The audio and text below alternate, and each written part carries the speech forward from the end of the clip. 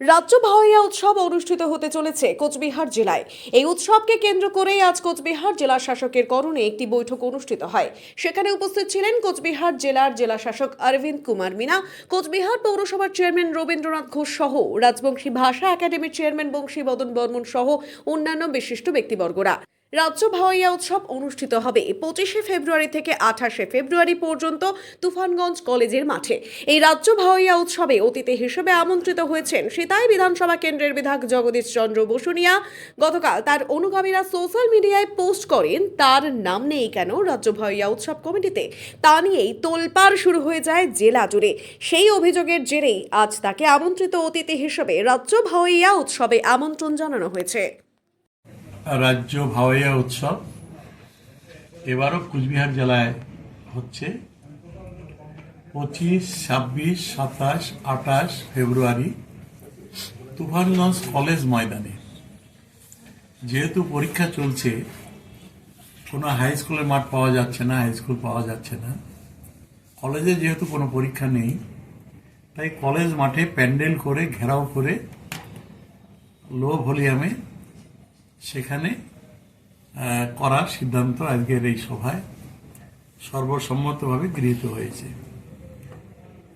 এবং আমরা কয়েকজনকে আমরা ইনভাইটি হিসাবে আমরা এই কমিটিতে যুক্ত করেছি।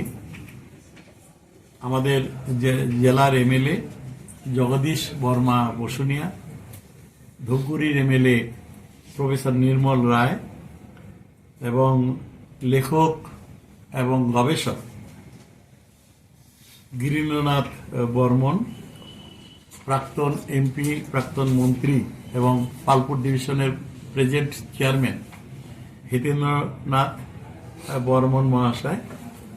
এদেরকে আমরা ইনভাইটি হিসাবে এই কমিটিতে আলোচনার ভিত্তিতে সর্বসম্মতভাবে এটা যুক্ত করলাম।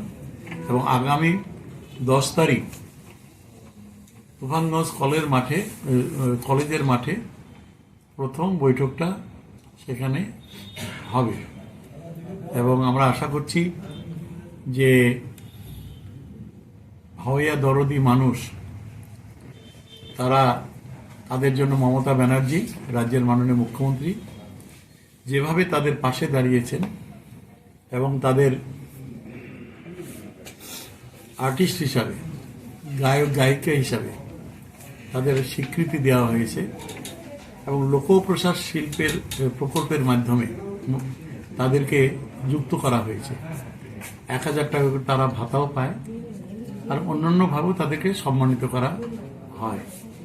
এবং কুচবিহার সহ উত্তরবঙ্গের এই ভাওয়াইয়া কৃষ্টি কালচারকে আরও সমৃদ্ধ করার জন্য মাননীয় মুখ্যমন্ত্রী তিনি